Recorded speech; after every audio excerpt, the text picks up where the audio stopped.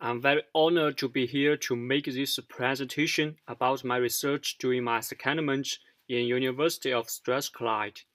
My name is Junjie Lu. I am a master degree candidate from Nanjing University. The topic of my presentation is wear test simulation based on Fracman.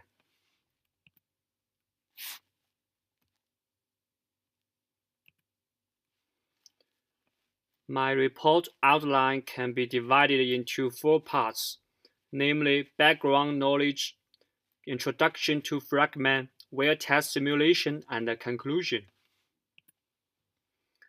A DFN, or discrete fracture network, is a popular population of individual fractures that work together as a single hydrological and/or mechanical system. DFNs have a huge effect on fluid flow and the structural integrity of tunnels. For nuclear waste repository, the network of fractures affects its infiltration characteristics and the rate of diffusion of nuclear waste. Fractures are important, and that's where Fracman comes in. Now let's begin to introduce this software. Fracman is designed to provide geologists and engineers with an easy-to-use tool for modeling fractured rock masses, rock mechanics, and hydrological applications in hazardous and nuclear waste management, underground construction, mining, and petroleum reservoir engineering. Fracman provides an integrated environment for the entire process of discrete feature data analysis and modeling. Fracman is a powerful software which can provide many functions, such as data analysis features to allow transformation of raw data into the formats needed for discrete fracture modeling, stochastic simulation of fracture patterns to facilitate three-dimensional visualization, exploration simulation to improve the design and interpretation of site characterization, programs for collection of fracture data, finite element mesh generation and output post-processing to facilitate flow and transport modeling in networks of fractures, and micro support to facilitate Monte Carlo stochastic simulation.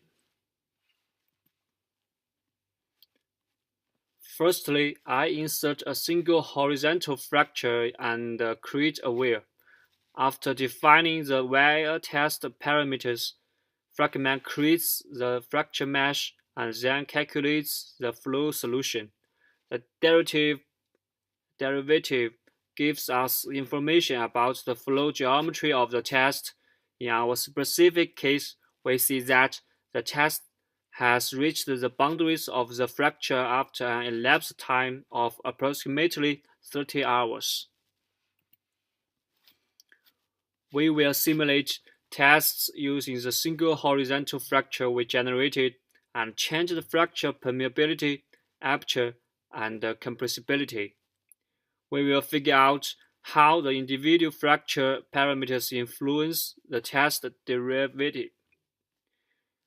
By decreasing the permeability of the fracture by 1 order of magnitude, a derivative shifts upward by 1 log cycle.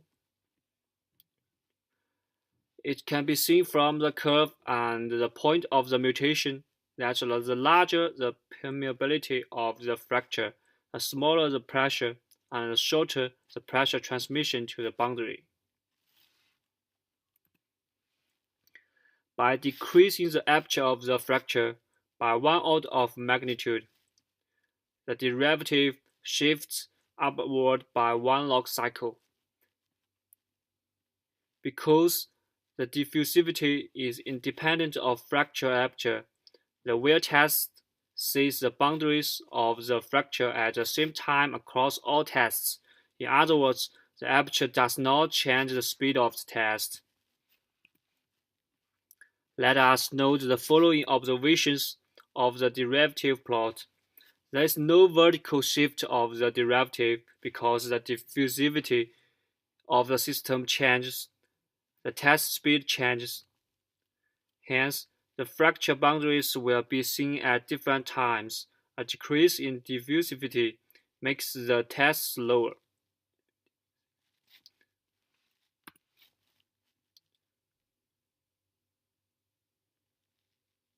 The reduction of the system compressibility leads to high diffusivity, a shorter time for the pressure to diffuse to the boundary, and a faster pressure propagation. This is a conclusion about my wear test simulation, which I think is very useful. The first conclusion is that since type curve matching and measureless variables are not available for tests in fracture networks, a shift to match procedure using type curves is not possible. Because of this, we need to develop a feel for how the individual parameters influence the position of the derivative. The second one is that by changing the values of different hydraulic parameters, the influence laws of different parameters of fluid flow are obtained. It is a great honor for me to have this opportunity to participate in the great project, and by working with colleagues in Strathclyde University, I gained a lot of knowledge and learned the importance of cooperation here. I particularly want to thank Yannick and Mark for giving me a lot of help and guidance. Thanks for watching. Goodbye.